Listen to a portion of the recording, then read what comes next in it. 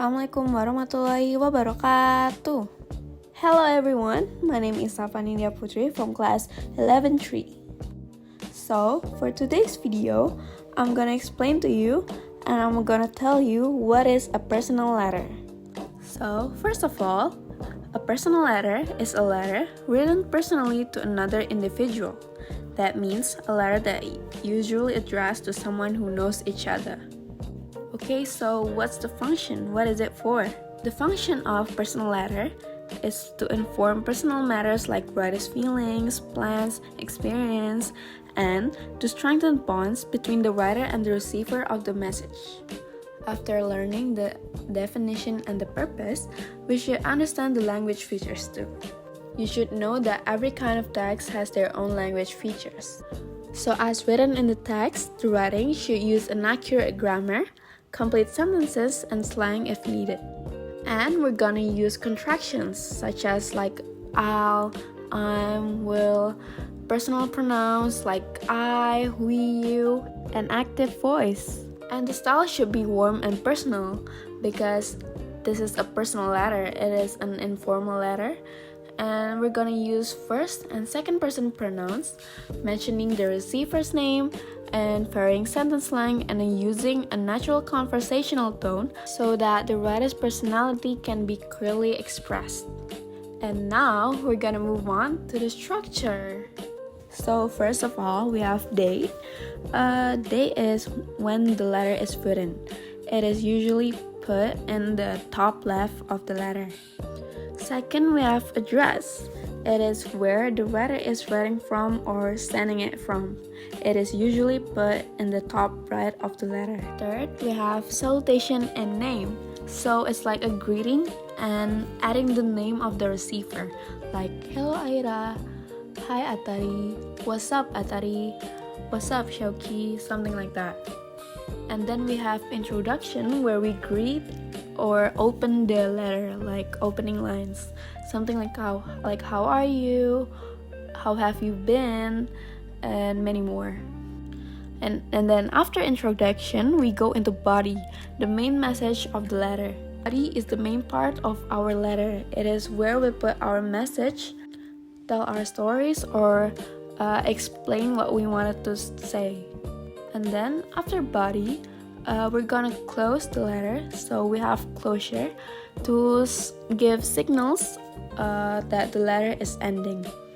After giving signals, we're gonna actually close it by giving complementary close. Complementary close is something like final words, something like love, sincerely, with love, your friend, your bestie, etc. After we complementary close our letter, we give signatures like name or initials of the writer. And lastly, we have postscript. This is actually optional, but if you want to, you can add postscript, which is an afterthought or like extra message for the receiver after the letter ends. And now we're moving on into the next type of text, analytical exposition text. So let me start off again. What is analytical exposition? So, analytical exposition is a text that presents an argument or an opinion about an issue and supports it with reasons and evidence. The main goal is to convince readers that the writer's point of view is correct. Okay, so what is the function of this text? The function of this text is to persuade the readers that something is true or important by giving logical arguments. So what language feature should we use? But let me tell you this first, that the letter that I explained before, personal letter, and this text, analytical exposition text, is a different kind of text. Because personal letter is more personal and it is an informal letter. However, an analytical exposition text is a formal text, so the language features is really different. So first of all, we're using simple present tense, and then we're gonna use relation process such as is, are, seem, become, And then we're using internal conjunctions like firstly, secondly, moreover, however. And we are using causal conjunctions such as because, therefore, consequently.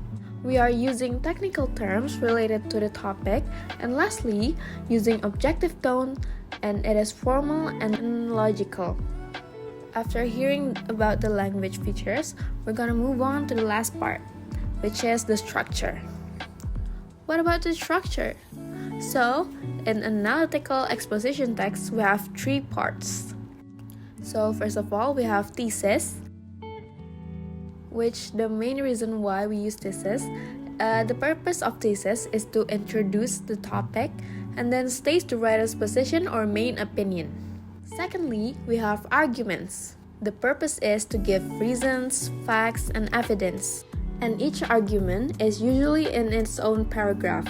So sometimes analytical exposition text is kind of long because the argument is really detailed. And third, we have reiteration. So the purpose is to restate the writer's main point and strengthen the thesis. What I mean by that is that reiteration gives conclusion from the thesis, but detailed over by the arguments that have been stated in the text. Thank you so much for watching. That is all from me. I'm sorry if something went wrong in this video. Please just know that I'm still learning. I hope this video can be used for good and learning purposes. I hope I can help you all. Thank you so much for watching. Bye bye.